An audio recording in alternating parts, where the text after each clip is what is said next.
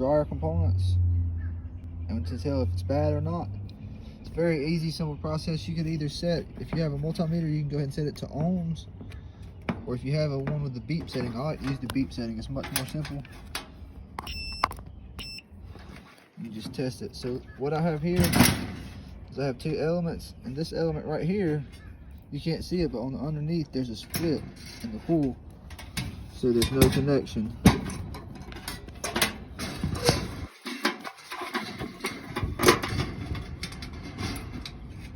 You can hear there's. Now we're gonna come over here to this one and I'll show you.